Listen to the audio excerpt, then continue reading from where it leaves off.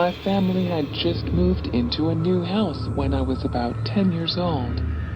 I'm 26 now and I still think back to these experiences like they happened yesterday. For the first few months of living in the house, I would get the feeling like someone was watching me from the top of my basement stairs.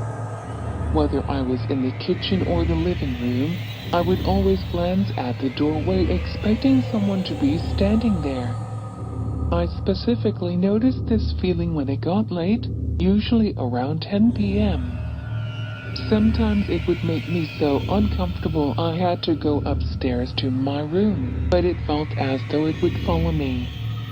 As I would walk up my stairs, it seemed as though there was someone in the living room staring at me. When I got to the top of the stairs, it felt as though it was at the bottom of the stairs. When I got to my room, I could feel it in the hallway. When I closed my bedroom door, I could feel it on the other side. Months had passed with this happening nearly every night around the same time.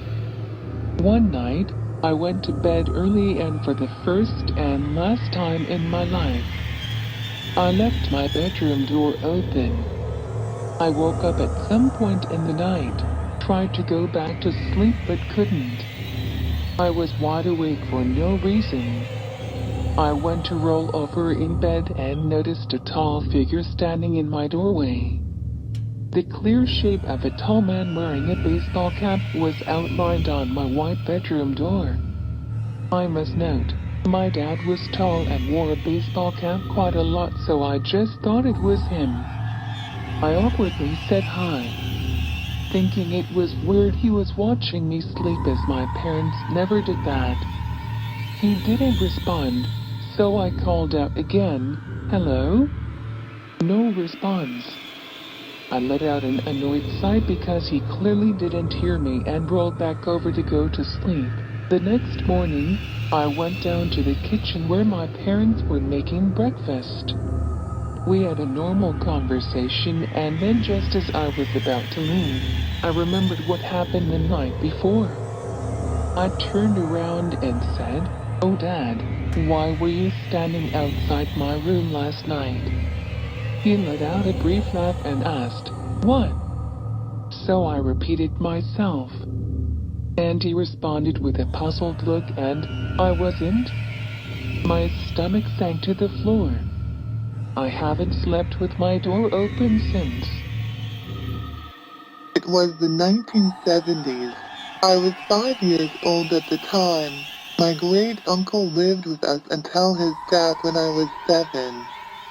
I was very close to him. He was almost like a father figure to me. I remember feeling very sad, and each night after his funeral, I would sit on his bed and pretend he was sitting beside me, having our nightly talks like we did when he was alive. My mother would stand by the door and listen to me talking to him. I don't remember the extent of our conversations at the time. I do, however, remember after a while, my mother would come in and tell me I had to go to bed. His bedroom was located off the kitchen, and there was two entrances to his room, through the kitchen and from the front porch.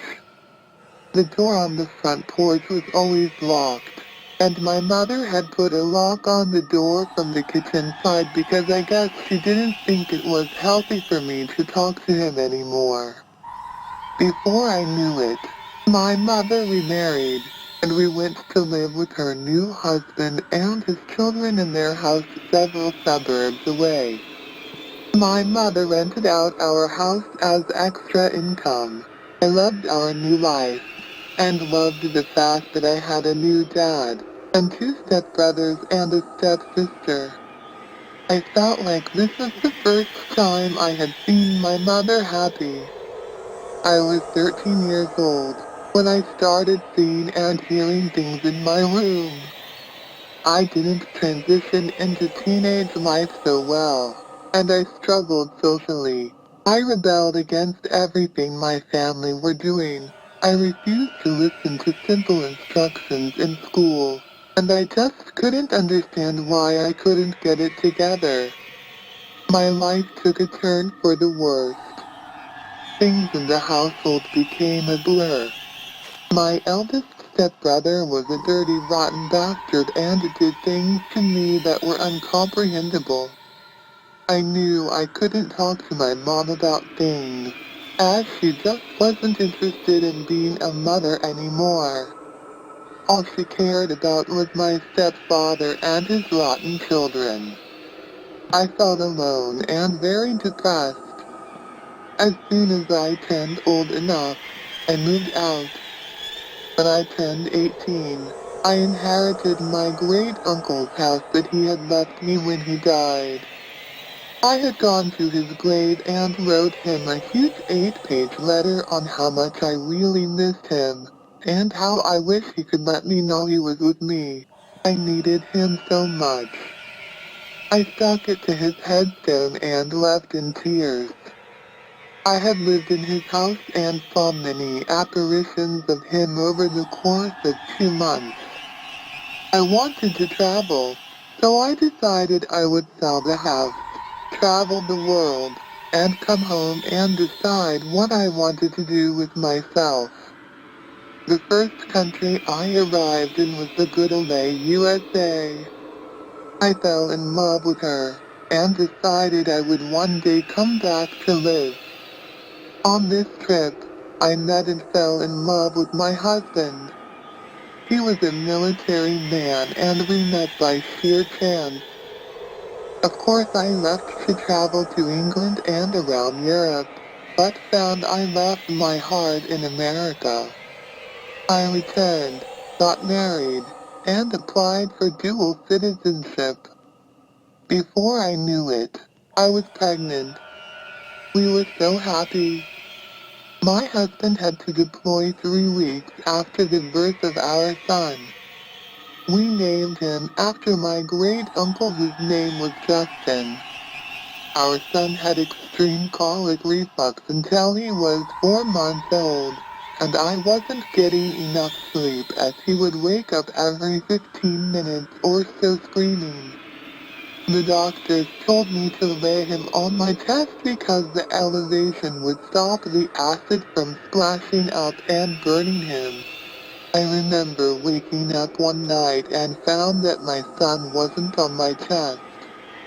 I felt around me and checked on the floor beside the bed to see if he had fallen off. I couldn't feel him. I jumped up and turned on the light. He wasn't anywhere, and he wasn't in his crib. I knew I lacked sleep, but I know me. I know I would have felt or remembered putting him somewhere. I just couldn't find him. I checked the front and back doors. I checked the windows. I checked everywhere. I was shaking because I didn't know where my son went. I sat down on the edge of the bed and tried to think. All of a sudden, something told me to look over at his crib. Here he was sound asleep under his crib, sleeping on his stomach with his blanket over him to his shoulders, keeping him warm. The tears I shed that night was uncontrollable. All of my fears were laid to rest seeing him there sleeping peacefully. I looked him over to make sure he was okay. I didn't wake or even budge. I left him there, because somehow I knew it was my great uncle letting me know he is still with me and watching over us. I think my great uncle just wanted me to get some sleep. So he decided he would take a shift from me so I could weather this colic reflux storm. I have never seen my great uncle again. However, I just know he is still watching over us. Everything that I'm about to bring to your attention has been happening to me and my best friend. I can tell you that whatever I'm dealing with is real. It all started about a year ago, maybe a little earlier. My best friend Allie had been picked on by something she could not see. it knocked above her head. It used to do this constantly. I used to tell it to leave her alone because it too was starting to freak me out. Whatever was at her house eventually moved to my house. She believes it was at my house all along. But I've never had a bad feeling here except when I was a little kid. I could never find the courage to sleep in my own bedroom, which I guess was normal as a kid. One day I was sitting in my room alone and I got a call from my friend, and she proceeded to tell me that she and her friend Sandra were communicating to a spirit box. Apparently this thing said my name in a very low raspy voice. My name is very unique and there were no ties to me being there at all.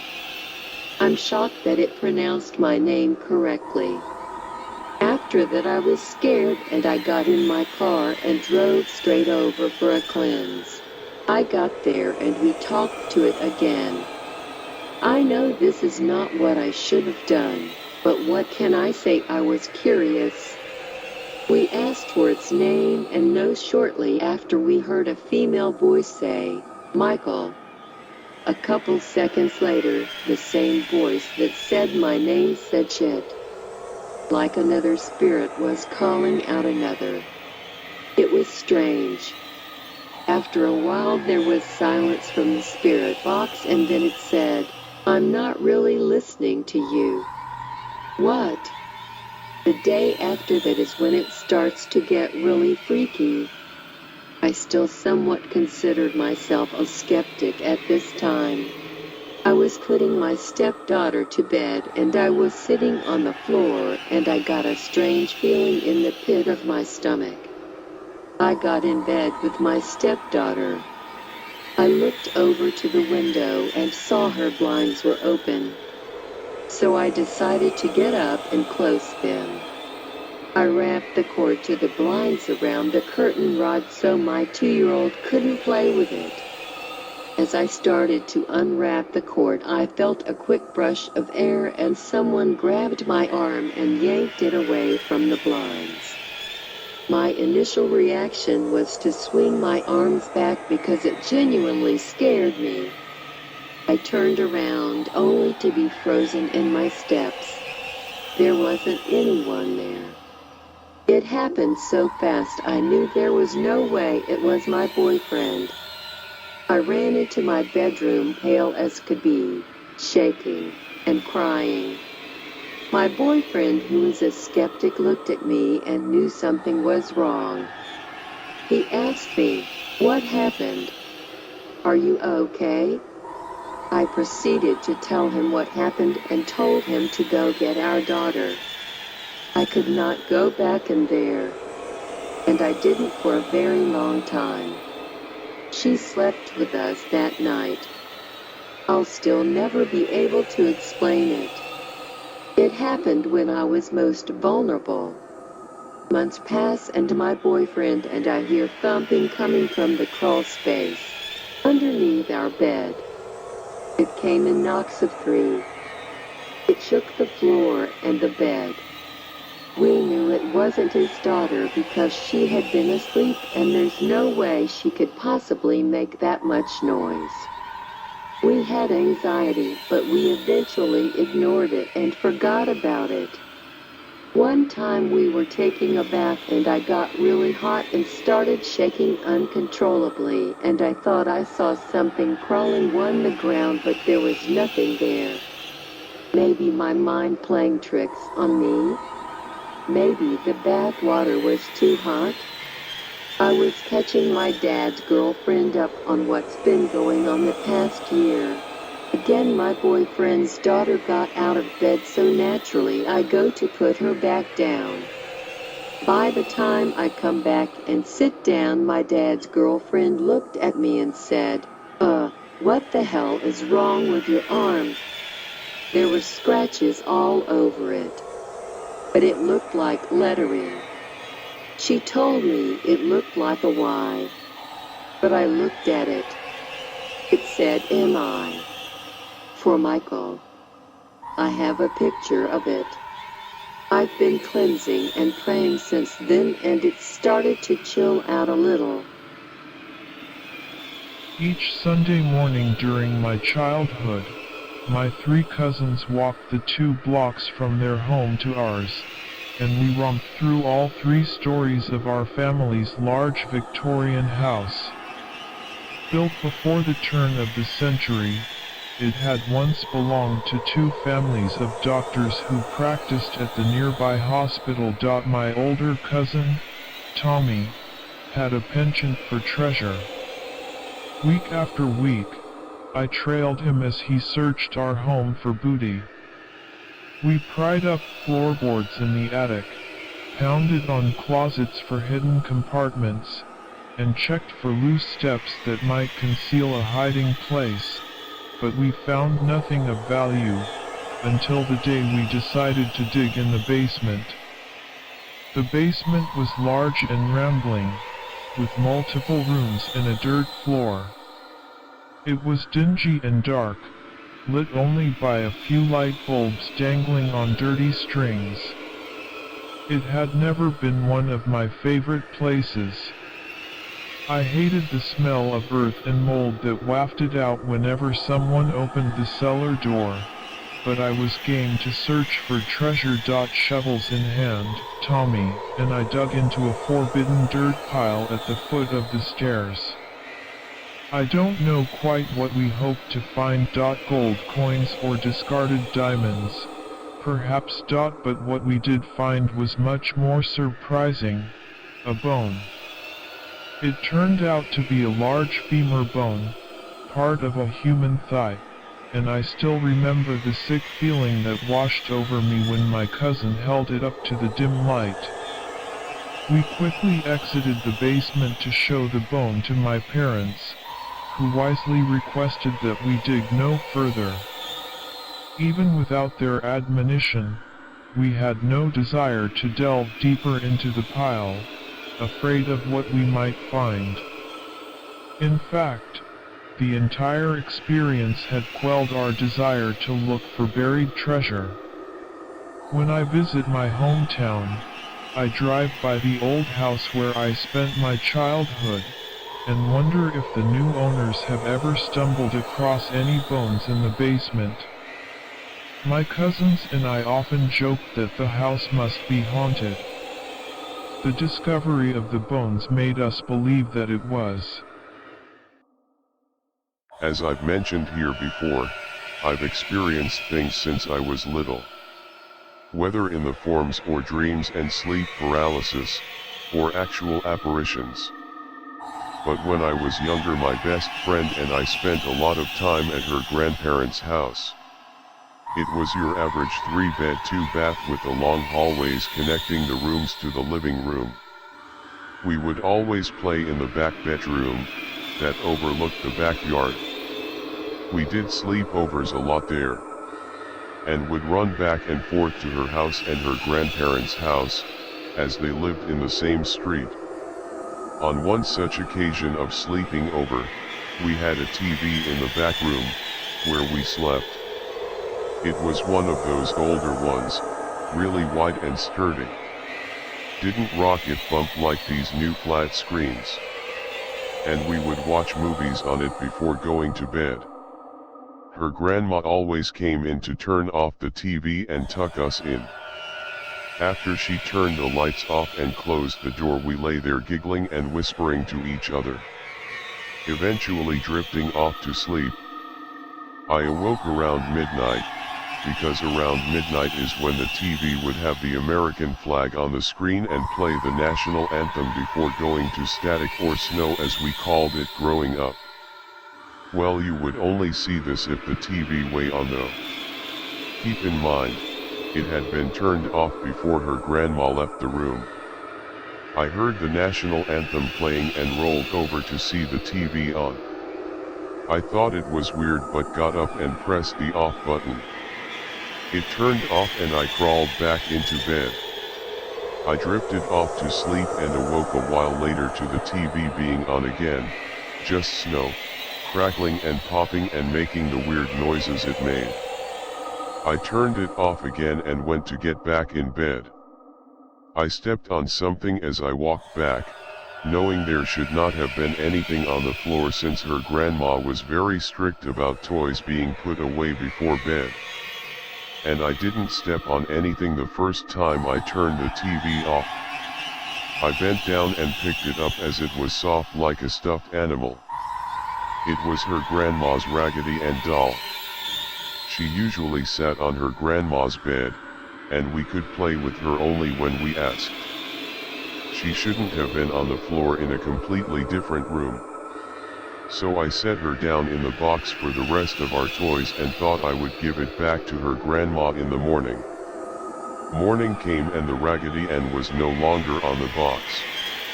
The bedroom door was still closed.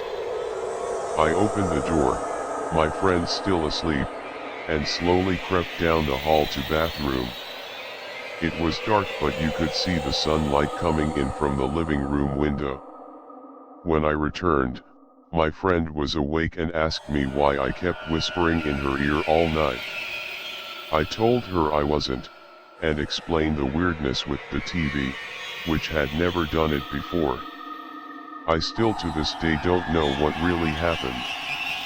If it was just a dream or if it really happened. But now as adults, we both feel uncomfortable in that back bedroom of her grandparents' house. This is a story I do not often tell. I promise, sincerely, that this has scarred me for life, and although I have looked into psychological explanations for what I heard and natural explanations for what occurred, they remain unsatisfactory. When I was a child, I was scared of the dark. I swore to my mother I heard voices in it. They were not evil, but they were not familiar, and so they scared me. It was not uncommon in the middle of the night for me to wake up and hear whispers, as I would call them when asking my mom.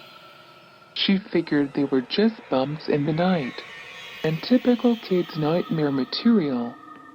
I tried often to explain to her that it was more than that they sounded different from one another the way people's voices do. On some nights I would get so scared from these whispers that I would sleep in my mom's bed with her. It was an added bonus that the bathroom was directly outside of her bedroom door for my late-night tinkles.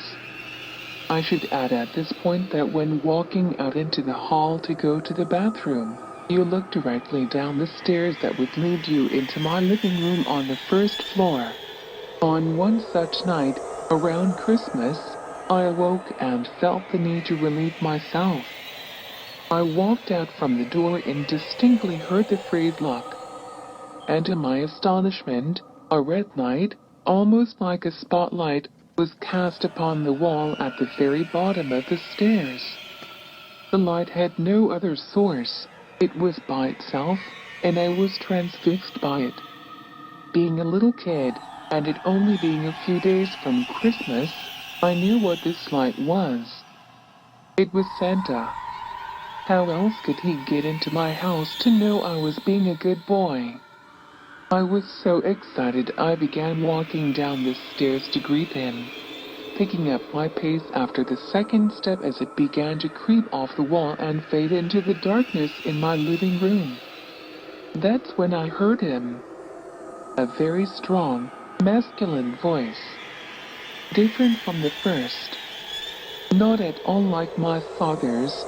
Not to say he isn't masculine, it was just distinctly different. It said, "Stop. Right now. Go back up those stairs." I listened, turned around, and what happened next I am not sure I would believe if someone had told me this same story. After reaching the top of the stairs, I heard a very loud crash that sent me running back to my mother's bed, where I jumped straight under the covers and stayed there the whole night.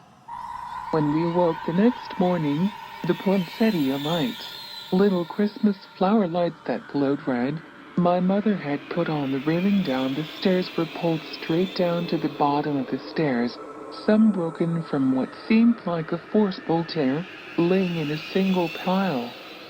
The dry sink in my living room had fallen from the wall. My mother could not explain it. My father was worried we had been the victims of a home invasion. My sister was crying. There was nothing missing. Nobody had broken in. There did not seem to be any reason this had happened. And then I saw it, and I kept quiet about it because I was so afraid that I could not force words out of my mouth. There, on the edge of the wooden dry sink which had been facing up, were 3 indentations where the finish on the wood had been worn, almost as if in a forcible grip. Something down there had grabbed it and threw it down. That was what the bang was. I was mortified. After that day, I never heard a single voice again. I do not like to imagine what was waiting downstairs for me that night, if it was anything at all. But I can tell you that the reality was that something had physically acted upon 2 things in my house near the bottom of that stairwell. After this, I had never heard another whisper again. Which is sad, because in some ways I would have liked to thank the man that had stopped me from going down those stairs. This happened when I was 7. I am 20 years old now, and because of this incident I am still afraid of the dark, especially shadowy stairwells.